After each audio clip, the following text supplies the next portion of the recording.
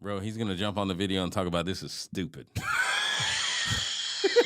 Was it an AI video? Yes. I agree, Jack.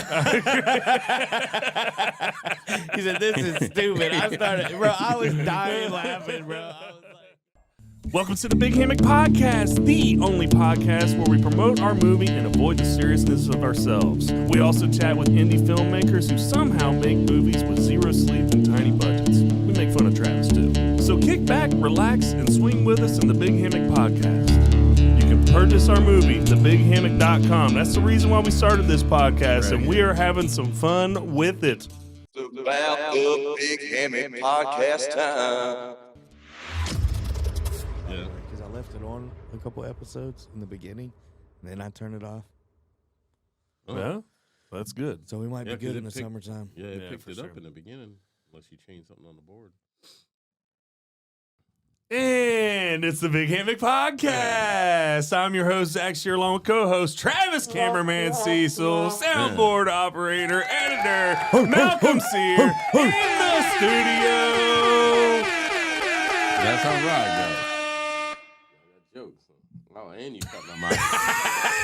And you cut my mic. Nah, y'all got jokes. Y'all got jokes. All right, we are coming to you via YouTube, Spotify, Apple, Amazon, iHeart. This episode is brought to you by The Big Hammock Movie. You can purchase it at thebighammock.com. That's one word. We are still on the road to 1 million views. As we stated, this movie is brought to you by The Big Hammock Movie. We are filmmakers. This podcast is all about promoting that film, and in the process, we review other films, invite creators of those films on the show. We take the podcast seriously, but we do not take ourselves seriously. So if you're into movies and laughter, this podcast is for you. My man worked in his own phone intro in the beginning of the song. You like that? I can't help it. It's a gift I have. Okay. Tonight, we have a Wrap it guest up. coming on the show to talk about his film he directed. I'm really looking forward to this one. It was another breath of fresh air. Travis went to Kendall Tucker's hometown show, so we're going to have him talk about his experience there. Yeah. We'll have some haters of the week this week. Yeah. We Yeah. definitely got one. we got and there we go. Nice. Looking forward to. I don't know these. Dude, I'm looking we forward had to some it. nice ones. And if we have some time, we can do some movie trivia afterwards. Yeah. Maybe we'll see how this. And I ends. got a new movie for us to watch for the Western movie review. By the way. Okay. Nice. All right. All right. Good deal. You're making my life hard, but that's all right. That's okay. You didn't watch the last one. That's what I'm saying. All right. He Anyways, wants this one. I did watch this one. You sorry? Son Yeah, of he a- did. Well, this movie, but not the other movie. Well, I mean, The other Yeah. Western Yeah. review. Yeah, he yeah, I watched watched it. it. No, Okay. you didn't watch it. We'll find All right. out. We do have the trailer for this one. I'm excited. I'm definitely excited. The movie name is Tubi Movie. It's spelled with two E's. Tubi Movie. Make sure you hyphen it. Mhm. E. I There you can't wait to get him on. So let's go ahead and watch this trailer real quick. Hit it up.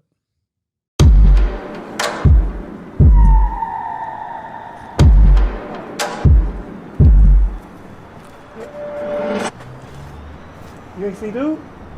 What? You didn't see, man? What it was right here was the dude with a microphone. Come on, man. Ain't nobody there.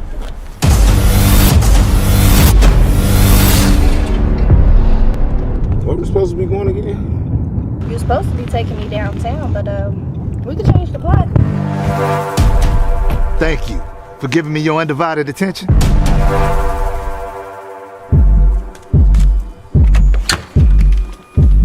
May I help you? Is Jonah here? And you are? I'm Erica, his wife. And who might you be? I'm Tammy. Who the heck are you? We just met. Remember? I'm Tammy.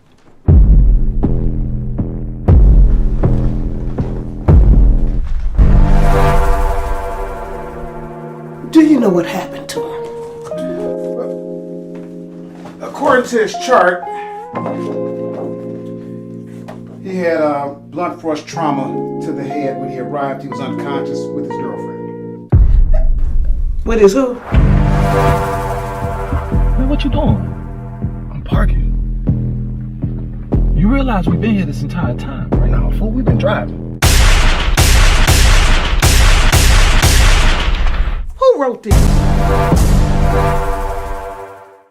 All right, ladies and gentlemen, the director of Tubi Movie, all the way from Chicago. Welcome to the show, ladies and gentlemen, Will Adams.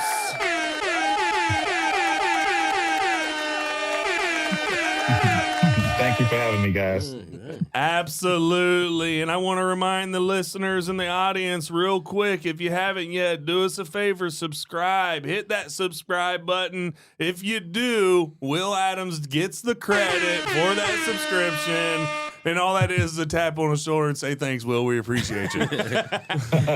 You notice he got more horns than most guests? Yeah. But Yeah, that's because the type of movies he makes, it's making fun of movies we make. So Yeah. I want to make sure that we don't end up in his Oh, Will, your movie was so much fun to watch. I really, really enjoyed watching it. I'll just go ahead and come out and tell you this right now.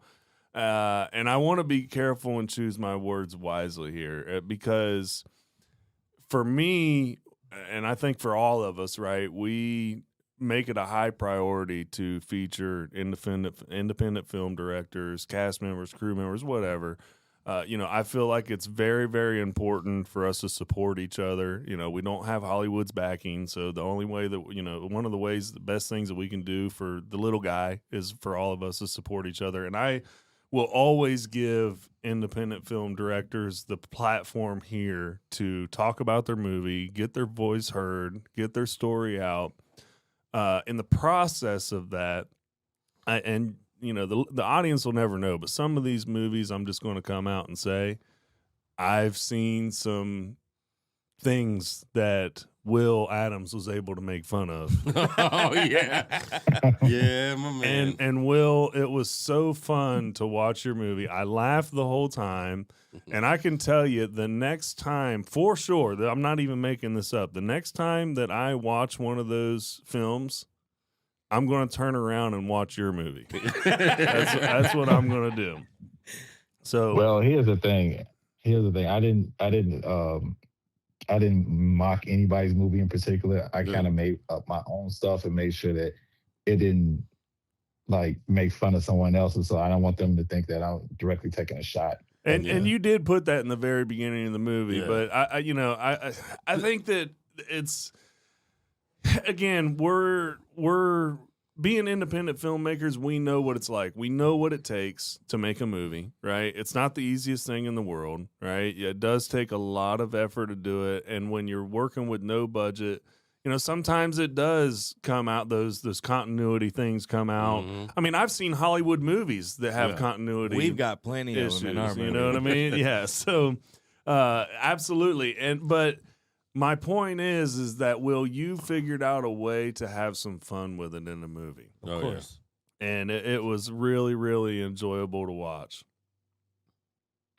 Well, I mean, it came from seeing people complain about Tubi movies, because they don't name the movie that they're talking about; they just dub them Tubi movies. Mm-hmm. So they'll take a clip of the movie, show it to the rest of their people on their timeline, and people respond by commenting or reaction. So I said to myself, I should make a movie like that.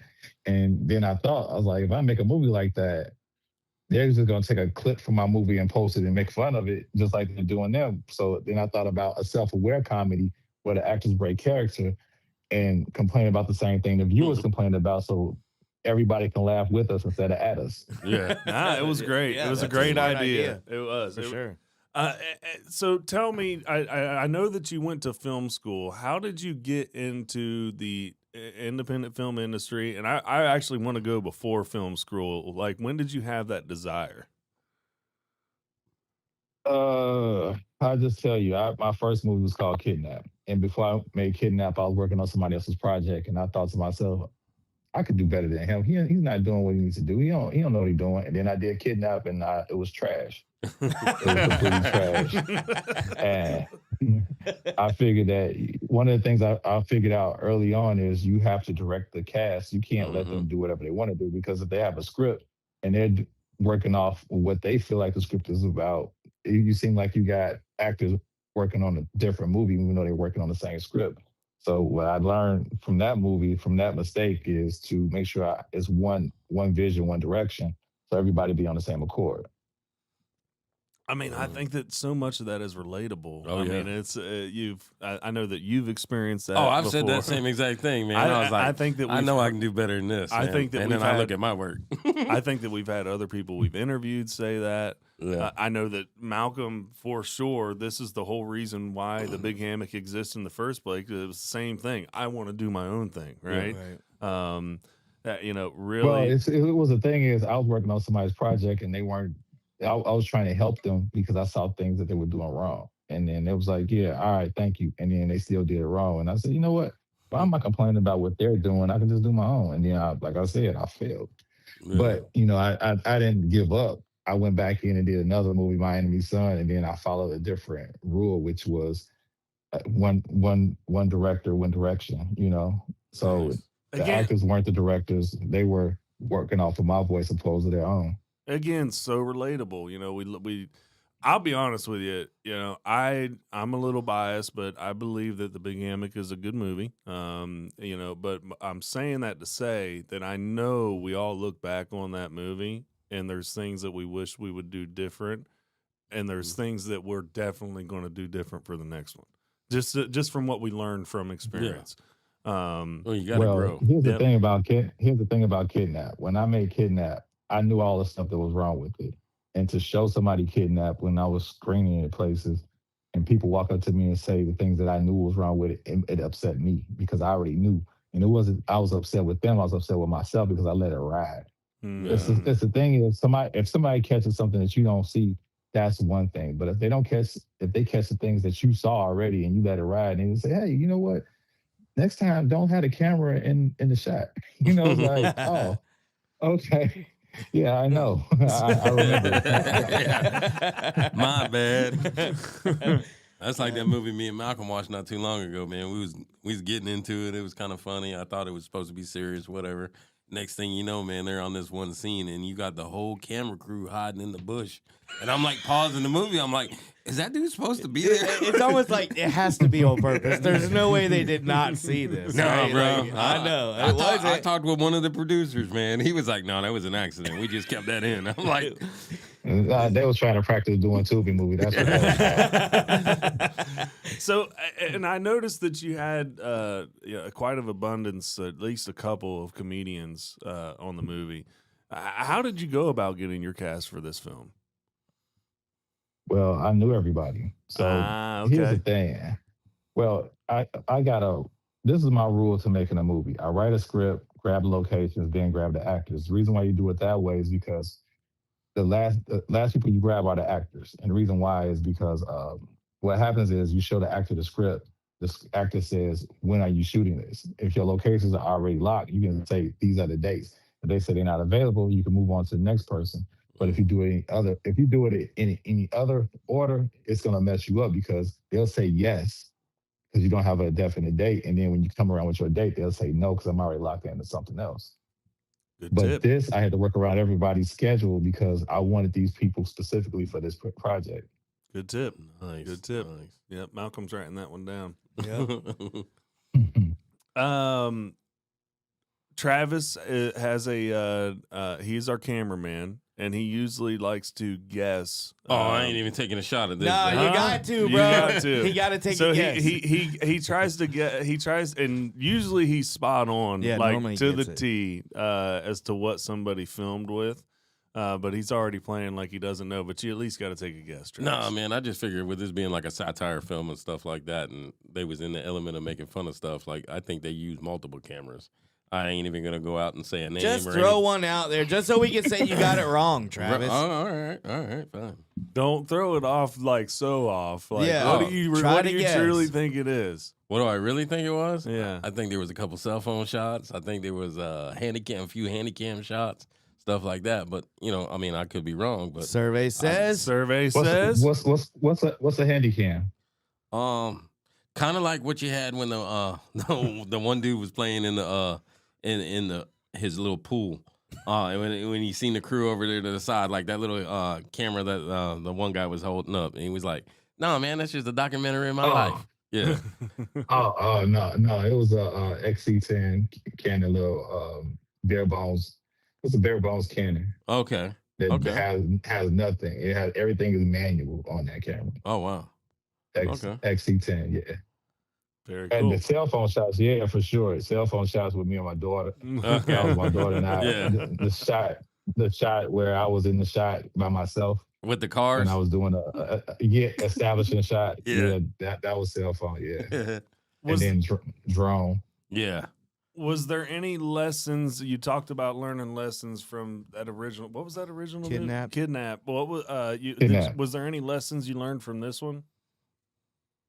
No, I mean we was spot on everything. We were making fun of pretty much bad movies that people post online. And what I did was create a new genre by accident, was because this is the movie people didn't know they wanted to see because they all talking about them online, but they didn't know they wanted to see it. So they can't cut this movie to get apart. I mean, they can't cut this movie up and then post a scene because people gonna say, "Wait a minute, is this real?" You know, we get the joke because the people are breaking character talking about the same thing. I'm thinking about what's the rest of the name? What's the name of this movie? So you know, and to go back to what. Was it a Travis that said something about the bridge is over? Yeah, man. I wanted to know how you got a hold of that the jingle in the beginning, because like that was like MC Shan, boy, KRS-One, like that was a big debate when I was in school, bro. And it started with the bridge is over. I was like, what? Are you get out of here? Yeah. So here's the thing. The bridge is over. I had that recreated. And the reason why I had to recreate it because I contacted Kenny Parker, which is KRS-One's brother. And he said, I don't know who owned the copyrights to it. And then I looked for it everywhere. I couldn't find it. And what I heard was it's poor man copyright. They probably recorded it on a tape and then mailed it to themselves and never opened it up. Yeah. But I couldn't find a copyright for it, so I had somebody recreate it. Nice, man. Yeah. So how Let me tell you the story behind the bridge is over though. All right. The reason why the bridge is over is that song is because I'm bridging the gap between people posting these movies online and creating a movie. So that bridge is over now. Nice. That's that gap. You get what I'm saying? Oh yeah, no, definitely. There's everybody posting about the movie online, and now we got the bridge is over playing, and people don't understand the song, but that's just a small little thing that I put in there to mimic that the bridge is over between these bad movies and this new movie out. So come see the new movie because that bridge is over. Nice, man. Cool job. Definitely much respect for that because I mean, you started the movie with it, you ended the movie with it, and it was just, man, it brought back a lot of memories. Like I said, man, I was dusting off old records today, man, just listening to it. What, you gonna laugh, bro? But like KRS-One was big when I was a kid. But I also want the movie to feel familiar. Yeah. I want the movie to feel familiar a little bit. So if you think about how it opens the credits, that's how Pulp Fiction opened. Yeah. Mm-hmm. Do you remember when Pulp Fiction popped up on the screen and it got smaller as the credits popped up? Correct. And then so it opens up that way, and then the second scene that happens is two guys in a car. The only thing they're not doing is talking about Royales with cheese. Oh yeah. But they are talking about the bridge is over and Shan, which no, that was a big history lesson. Oh yeah, that was a big battle. That's why I was wondering if my boys over here got it because I'm from a different genre or generation than them, so that part he from a different genre too. Yeah, that part of hip hop, I think they probably done skipped over that part. But that was before our time, bro. Them songs didn't come out, MC Shan would have been up here, but no, KRS-One did his thing, and then boom. We're the 50 Cent. We're from the 50 Cent era. Yeah. Well, the thing is, Ja Rule would never respond to 50 Cent. Yeah. What would 50 Cent be? Yeah. Oh, yeah. It's those things. It's how you respond that, solidifies that person's next move. Mm-hmm. And Ja Rule thought he can get at 50 Cent, but 50 Cent being petty as he is, and he still is to this day. To this day, bro, he don't let nothing go. Right. I know. Ja Rule thought it would eventually die out or whatever. He'd get him, and then 50 Cent just kept coming and coming and coming and coming. It's like, I know. way you can get rid of him is to stop talking to him. Don't ignore him. That's probably the best advice you can give him. Well, I know Jay-Z shaking, bro, because once that Diddy documentary came out, boy, 50 Cent just like, I got you, bro. Oh, he started going after everybody. Oh, yeah, bro. Well, but if you read his book, he talked about how he likes that confrontation. Like he said, Gayle King walked up to him and asked him, what you got against my girl Oprah? And he was like, I had nothing against her. I just, since we can't be friends, can we be enemies? Because that means I'm always in a conversation. Yep. So anytime my name come up, they'll be talking about you. So, and I was like, do I want to be in a conversation like that? Nah. I don't think he most models his life off, but he models his life after the book 48 Laws of Power, and in that book, everybody got killed. But everybody manipulated everybody, they got killed. But he's been shot 9 times, so I don't think he's really worried about that. Right, he got security, but his enemy list is continuing and continuing and continuing. Oh, it's growing. You got an enemy list. Yeah. Oh, man. I'd rather have more friends than enemies, or at least more associates than enemies. You don't know true. who's gonna put that knife in your back. That's true. That's true. Oh, yeah. So how much of that song did you have to recreate to legally be able to use it? Like, what was a safe amount of change that you knew would be absolutely secure? Well, the guy who created, which is DJ Ink Soul Selector, he knew. I didn't know. Okay. I didn't know. He changed his drums, but as far as the dun, dun, dun, dun, dun, dun, dun, that was all him. I had no clue, but he did. Because he created it from scratch. Because it's just I guess a couple of keys on the piano, and then the beats, the drums are something he put in there. Those drums are different. Gotcha. Oh, yeah.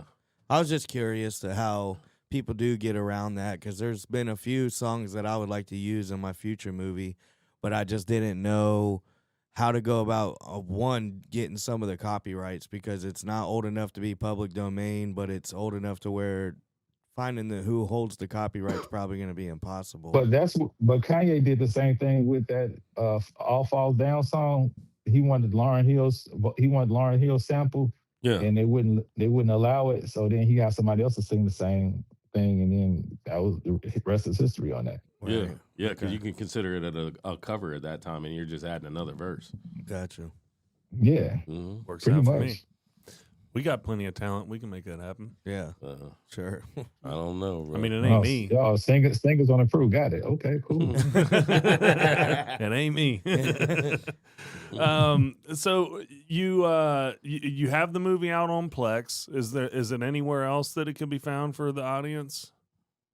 Yeah, it's on Mansa, MANSA, and then it's on Folsom. I don't know what Folsom, the F and the Awesome stands for. I mean, Folsom stands for, but somebody said something else, but I'm not really sure. I watched some movies on Folsom, so yeah, that's like Folsom Prison. No, not Folsom. Like awesome Folsom. Awesome with an F. Folsom. Got it. Awesome Folsom. Folsom Prison. Do you have, and just out of curiosity, do you have any projects you're working on now that may be coming down in the hopper soon?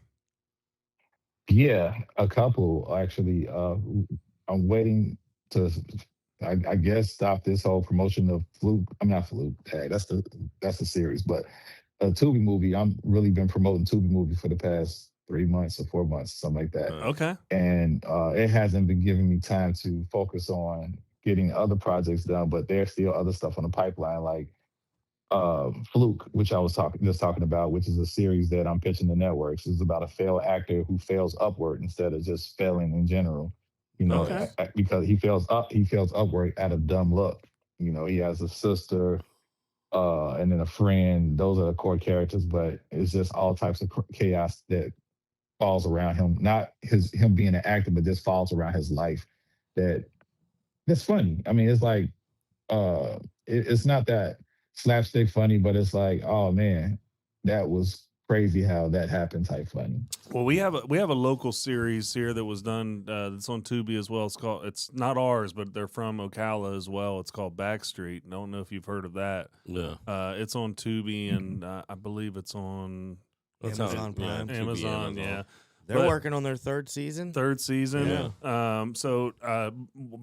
I'm saying that to say, whenever you come out with that series and get your distributor lined up for that, please reach back out to us so we can have you on and talk about that as well. Oh yeah.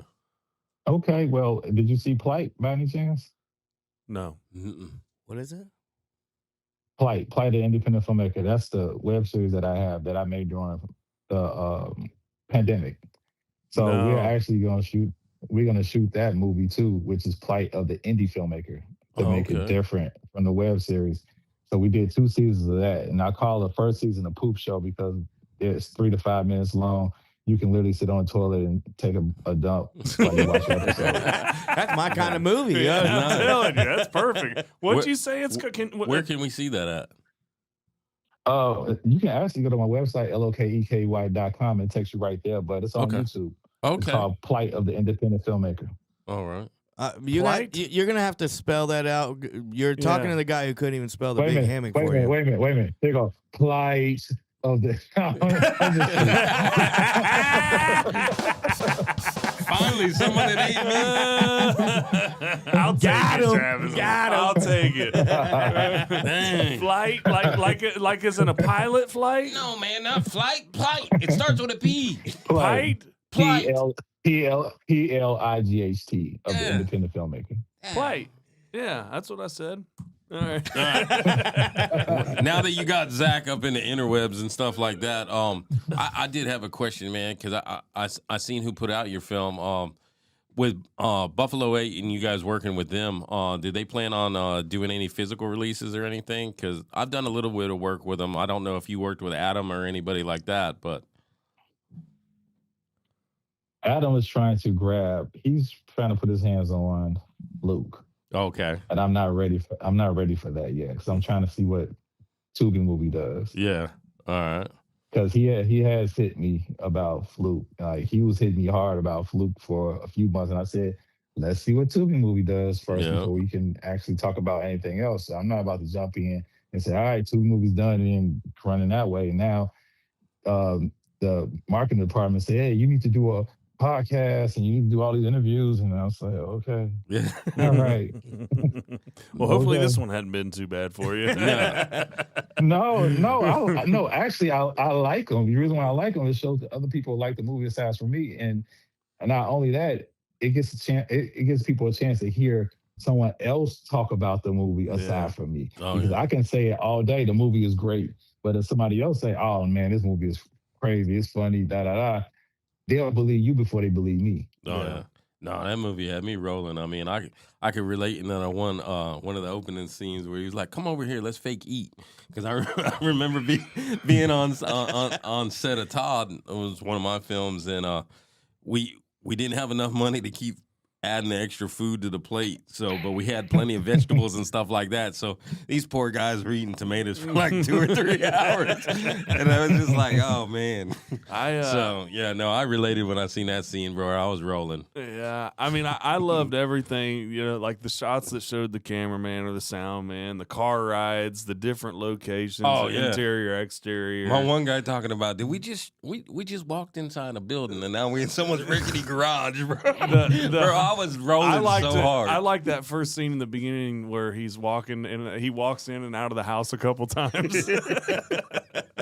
But I think my favorite scene was the hospital scene. Oh, okay. The hospital scene. I mean, just everything about that, and especially with the parents being like 18 and the son is like 40. Well, I mean, what I got with that, man, because you watch a lot of independent movies, man, they don't really cast age well. So I could see where my man was going with that, bro. That was funny. Well, it's kind of like us when we had Mrs. Simmons. I just saw. Oh, go ahead. No, I just saw a lot of clips where I saw people doing bad casting. So I just created my own. It was funny. It was funny. The mockery of the guns and the fights. I mean, that was funny. Just funny. The whole movie was funny. Can't It you was see good. we getting held up by brooms? Bro, I was dying, bro. I literally watched the film it was almost a full 3 times today because I watched it the first time and just died laughing, and there was so much stuff that I knew I missed. I had to go back and watch it again, man, and I was just picking up things left and right. Yeah, because Travis is one of those ones, bro. Once he starts laughing, it's like a 5-minute laugh on that one thing, so he misses stuff all the time. It's Well, like, in his defense, that's how I was at the theater. People laugh through the jokes, and I'm watching them, and I'm getting upset because I'm like, you laughing through all the jokes. yes, There's another joke coming. yeah. But what's crazy is it's written that heavy because of social media. I think my writing has evolved because the way social media keeps us engaged. Like if something's not good, you keep swiping, you keep swiping, you keep swiping. So it has to be straight. It has to be straight on and hammer it into your head so you can stay on that particular page. If it's not, you're gonna keep swiping. So now, the jokes are just written heavy. And what's really funny is somebody gave me a bad review on Buffalo 8's Letterboxd. They said I really didn't understand the movie. But I realized what they were talking about because they tried to watch the movie while they was in their phone. You can't watch the movie while you're in your phone. This is a movie you can't watch while you're in your phone. You got to pay attention. A lot of movies now that the studios release, you got to watch. You can watch them while you in your phone. You just look up, then listen. You might hear explosions. You say, "Oh, it's a car chase." I'll look back down. Let me see if you get caught. Keep it moving. But now, I mean, for a Tubi movie, you can't do that. You got to sit there and pay attention because you're going to miss a joke. Here's the difference between Tubi movie being a comedy and a drama. If it was a drama, dramas, you have to relate to relate to a specific audience. Comedy, everybody likes to laugh. Right. Everybody loves to laugh. So if I'm making you laugh and you look up and you miss the joke, now you got to rewind, but you're going to have to rewind further back because you've been in your phone 10 minutes. Right. So now, because you really don't know what's going on. Right. Yeah. And I think that's kind of what shaped our movie is at first it was a thriller comedy, but it was leaning more heavily on the thriller. But as we was filming, we realized that, we didn't have legit actors. So the lean more into the comedy was going to be more beneficial. Because like you said, man, if you're not relating to a certain audience, you're going to lose them. So like we had to kind of reshape the film as far as the story still stayed the same, but we let the characters breathe a little more with a little bit more comedic tone than the seriousness because it was like, well, obviously we don't have these dramatic actors. We probably only had 2 or 3 that could have really pulled it off. But the other ones, we kind of had them just play this realistic, grounded, but like let the comedy kind of breathe with it, and that's kind of how we. But see, I feel like only way you can really do a movie like that is if you have an anchor actor, somebody who's big that can drive the audience to the movie. Exactly. Because everybody's not going to feel that drama. Right. If I feel a hood drama, you might not feel hood drama. You might feel parental drama. Right. I might not feel parental drama, or Malcolm might not feel hood drama or parental drama. He might feel work drama. So now none of us relate, but everybody likes to laugh. So since everybody likes to laugh, it's kind of easier to stay in that lane with not so famous actors. Right. Now I'm not gonna say with bad actors, with not so famous actors, because you can make anybody look good on screen. Right. And so that was kind of our situation was. There was only like 3 people I would say that's actually even acted in anything before, and then the rest were all just my buddies that I begged to help me make this movie. I'm like, please, dude, just be in my movie. And they're like, they don't even want to be actors. They're like, sure, man, I'll help you. So I kind of had to have the writer gear the characters towards that personality of the people, but I knew it would work out because I got a lot of funny friends, right? So it's like I knew if we geared them characters towards that, and they didn't carry the serious role, like the one legit actor we had, he did carry the serious role, right? And he's the main character, the game warden. So I knew he could carry that weight to where the rest of them we gave them this more kind of comedic, just be yourself with a little exaggeration, and it worked out. I feel like I could be biased, but it definitely worked out. Yeah, you know what? Well, if there's anybody that I would really appreciate the feedback on that movie from, it would be you, because obviously you geared yourself towards this stuff, and quite frankly, The Big Hammock could potentially be a Tubi movie. And I don't, Hey, we got some interior exterior differences. Yeah. But I don't know if you could tell that though. I don't know. You could tell the continuity of the hat change. Of the hat change. Yes, the hat change. But man, I was thinking, how many remember how many of these box office successful movies? There's continuity issues in those as well. Pulp Fiction. Pulp Fiction. Yeah. Pulp Fiction, when you watch it from a different perspective, the scenes are different. Yeah. Now, see, the thing is, when you think about people like us, we have to be perfect no matter what, because we're going to get critiqued. People are going to tear us up. Yeah, right. They're going to not critique. They're going to tear us apart. Mm-hmm. Somebody like Quentin Tarantino, they're not going to say nothing. I'm like, I watched Pulp Fiction for the first time at home. I didn't even see it in the theater because I heard we went back to the theater. So I said, I bought the DVD and I watched it. I was like, oh, it was actually good. But then I said, what? That shot didn't match the last shot, and it's different. Right. Yeah. Even with Samuel Jackson, when they went back to Samuel Jackson inside that room, everything was slightly different. It was slightly off. Well, I said nobody said anything. Nobody critiqued it. Nobody complained. But for me, I know what they're gonna do is like, oh, you know what? They walked through the door twice, or they closed the door. The door closed twice. You heard the door close twice, but it's not in the shop. But you hear boom, boom. Like, yeah, we heard the door close twice. Yeah, yep. They messed up right there. But see, the thing is, they put us up under scrutiny because we're independent and we're supposed to be perfect, and then the big studios are not. Right. Yeah. So, Love it. Well, Will, I just want to say thank you so much for the breath of fresh air that you brought to this podcast. I mean, truly, have we been able to? Is this our first comedy? I think it is our first comedy. Yeah, it's our first. Which is odd because our movie is first a comedy, second a thriller. Yeah. So it's like we've been getting more like thrillers than we have. Yeah, it's our first comedy. And what's crazy is those are harder to sell because it's according to your taste. Yeah. A lot of times, and I know you saw the part at the end where the guy was with his girl, and then she was like, "Look at how I'm dressed." In these Tubi movies or these bad movies, they use sex to sell. I love that line that you threw in there. I absolutely loved it because again, I've seen some stuff, and I'm like, I just don't. I'm telling you, Will, it was a breath of fresh air. I thoroughly enjoyed your movie. Thank you so much. Oh yeah, man! Thank you for reaching out. I appreciate it. Yeah, it was definitely genius. That's what made me so excited when Danielle sent the email in. Yes, and then I was reading everything, and then she sent a news clip. They was on the news describing the movie and stuff like that, and I was like, "This is definitely something I want to see, and then definitely somebody that I want to talk to." Because I appreciate all it took was that one little clip, man, and I was hooked. Yes, thank you again, Will. And so we'll be sure to shoot the listeners over to Plex and Fossum. And thanks again, Will. And hopefully we can do this again soon when that series drops. All right, Lokekey.com. That's how you find me on everything. Perfect. Thank you, sir.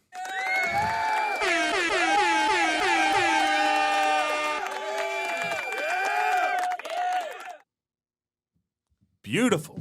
Yeah. Great referral, Travis. I mean, obviously, Danielle, I think you've said we've worked with her before, but man, I'm just so glad we got that. I'm telling you, man. I mean, everything that she sent over, man, she sent over the whole EPK.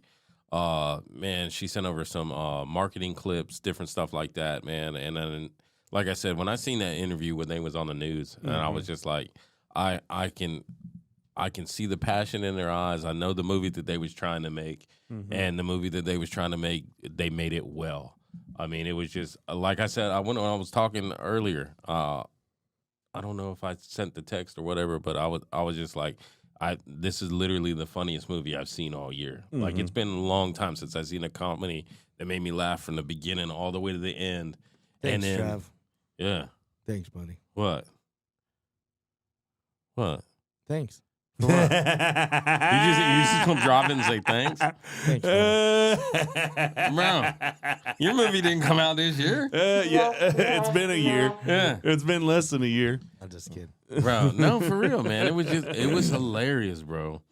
And like I said, man, that opening scene got me, man. It brought me back to my youth when I had that same argument with my friends coming up. Like, you know, the people that love the MC Shan versus people that grew up on Boogie Down Productions and KRS-One. And it was like, that scene just hit me. It was hilarious, bro. So I really dug it. So you Yeah. went to Kendall Tucker's show on Saturday. Yeah. How'd that go? I tell you what, man. I tell you what. I've listened to Kendall's music for a long time. Coming out of that show, I got more respect for that man now than ever. And I don't want it to sound like I'm coming off slight or anything like that because it's nothing like that. My man came out in a full-piece band. Wasn't rapping over his lyrics. Wasn't singing over his lyrics. Just a full band.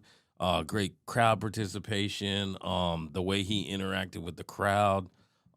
Bringing Brian Thomas on from American Idol, like they had some little skits in between them and stuff like that. That it was a show. Like anybody can go to a concert. That was a show. The only thing it was missing probably was Noah.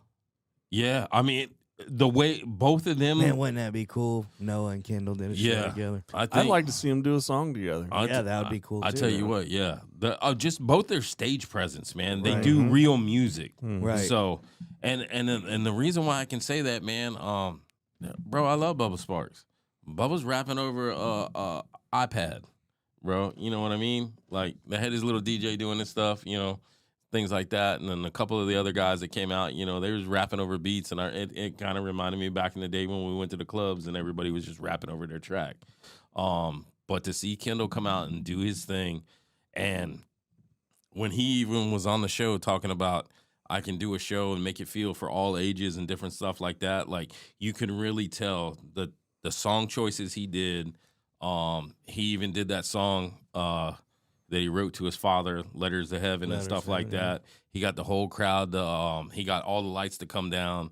Everybody pulled out their cell phone, you know, kind of shining a light and all that kind of stuff. It made it all feel good. So, man, it was, like I said, it was a breath of fresh air going to see that. Cool So, beans. yeah. It looked the live videos looked like you had a lot of fun. You got up in my the phone VIP. sucks, bro. Nah, I'm not talking about the man. Stop. Listen to the cameraman. My Yeah. phone just Bro, terrible. it No, drove me dude, you were nuts. right there in the front row. Oh yeah, even when you go on Brian Thomas's Instagram, bro, you can pick me out in the crowd, and I'm wearing my white beanie, Okay. my It shirt, and all that stuff. You know, I'm in the crowd. I passed out, a few. You didn't wear a big hammock shirt? No, I wore the big hammock hat, and then I wore the shirt, and then I was passing out the When cards. it dries. That's not the one that you wore, is it? Yeah. What And you then y'all can Bro, say don't be thank mad you because he because ain't got someone you on a shirt. No. Someone What did buy the what did movie. you call? I thought you called it an It shirt. the It shirt. It shirt. Okay. Daggum. My bad, bro. Hooked Dang, on. why you beating me up these days, man? Look, hey, there's only one person we beat up on this show. I know. all right? That's you. That's all right. Now Well, that's cool, man. Looks like you had a lot of fun, bro. That's pretty cool. It was, man. I mean, it's been a long time since me and the wife had a date. She could only stay for a little bit. And then my friends met me up there. So they made me this cup. I thought it was really nice, man. They started their own company. It's called the Camping Crew Outfitters. Okay. Eventually, I'm going to keep, well, no, I ain't going to keep nothing quiet. Eventually, our logo is going to be going on here and stuff like that. So they're working on some stuff. And then they put my name on the cup. Nice. They made one for Kindle and stuff like that. And as much as you guys rag on me about, Mountain Dew don't sponsor us, well, now I got a cup that I can drink out of during the show, so Mountain Dew can't come at us. So, but no, Wish man. they would. It was neat connecting with some old friends, man. I haven't seen them in a long time. That's cool. Walked up into the middle. Some guy showed me how to get the pit pass for free. So, Kendall, I did pay for my ticket. I'm going to be honest, man. But my man said, you can hit this button there. And then the next thing you know, I'm in the pit. So, I thought that was pretty cool, bro. So, Cool beans. great time. Zach's on pause. And now, haters of the week. Oh, boy. Do we got something today? I am telling you, brother. I'm so like Malcolm's over here smiling. Bro, these are good. These are good. Yeah. These are the haters of the haters. Yeah, bro. the haters of the haters, huh? Yeah. All right. Let's hear 'em. man. My one guy. Hold on. There goes T-Mobile, bro. Hey, it ain't Every my fault, time. man. Should have this stuff ready. Kicked off the show, went in order. Mhm. Same thing. All right, just for that, I'm gonna jump on Zach with the first one, right? So this is gonna come from our inner circle. Inner circle. Yeah. Inner circle. So Mr. Jake Kinnett, Oh, okay. he gonna jump on here. Jake's hating? Yeah. My man said, dang, Zach, look like you put on 96 pounds. Oh, Is that the AI? Yeah, the AI. Nah.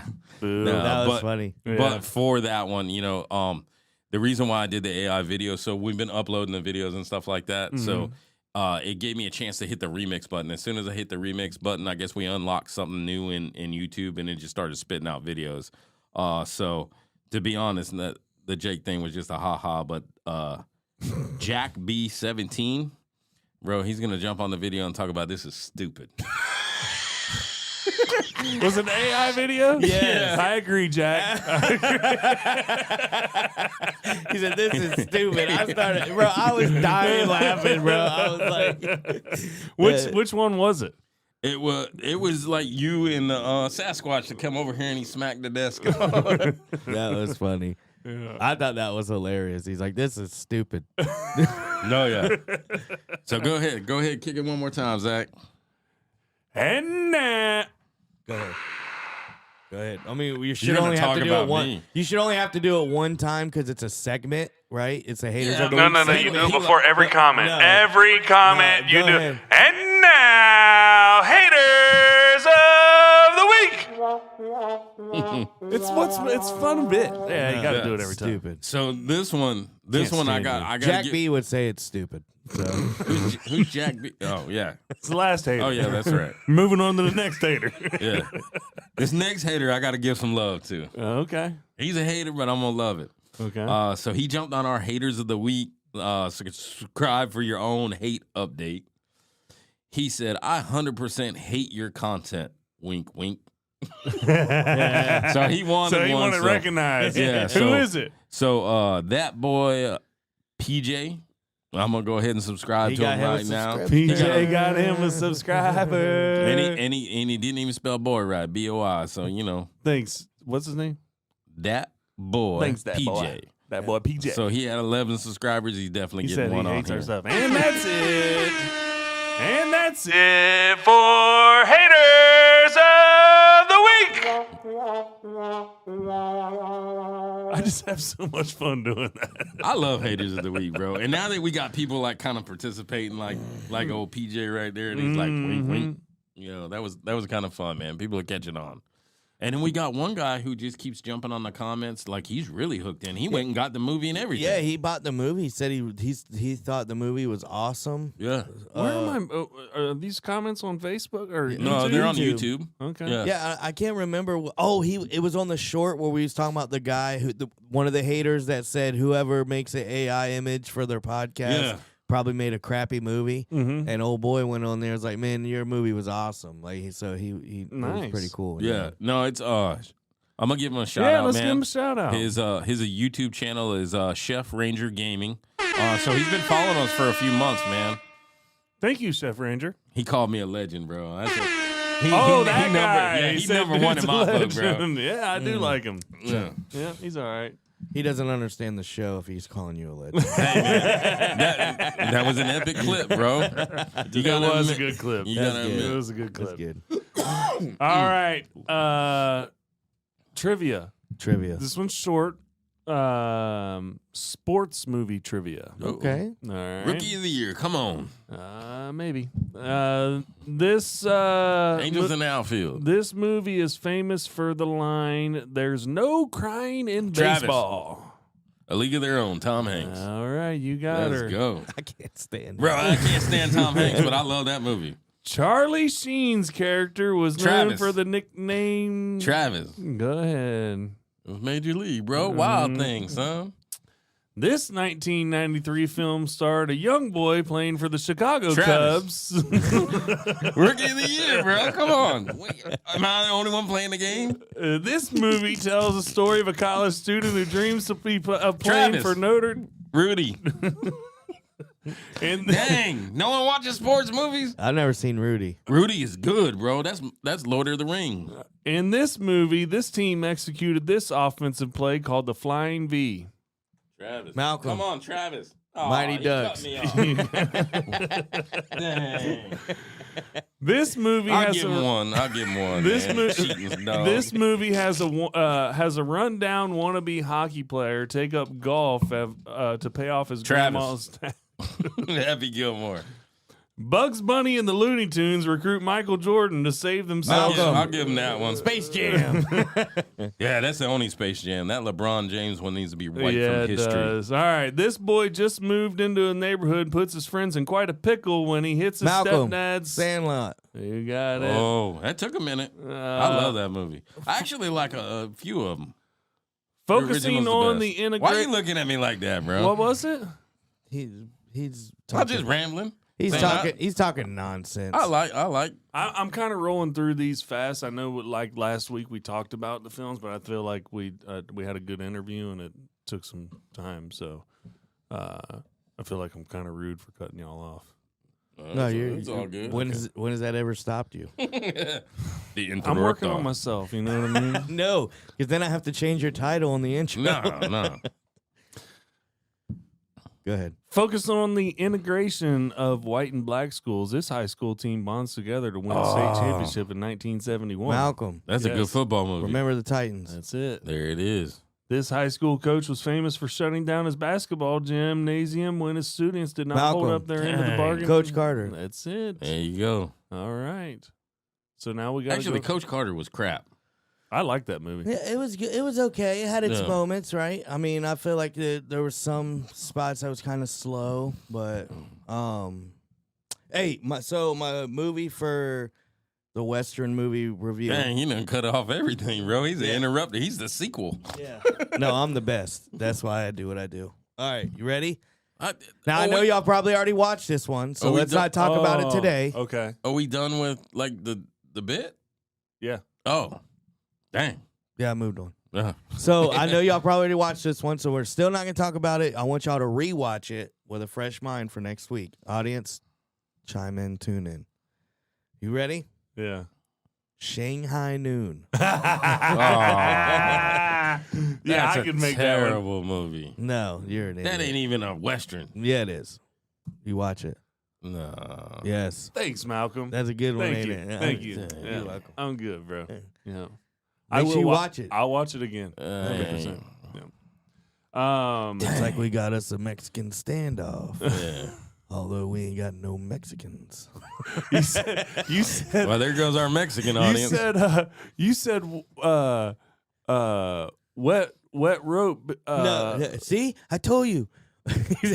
See, I told you, ain't no break. No. You said wet shirt don't break, not p-shirt been barred. Dang. That's my favorite part. Dang. All right. I can't, no more. All that was a Western rush hour. Bro, that was awesome. It was funny. I love Shanghai Noon. Mm-hmm. All right. That's going to wrap it up. Wrap it up. That's Dang. gonna wrap it up. Another one in the can, boy. It was a fun one. Listeners, like, share, subscribe, whatever platform you're listening to. Purchase our movie, thebighammock.com. Check out The Bigfoot Conference, June 13th. the Bigfoot Conference, June 13th. We will be there live. See y'all shortly.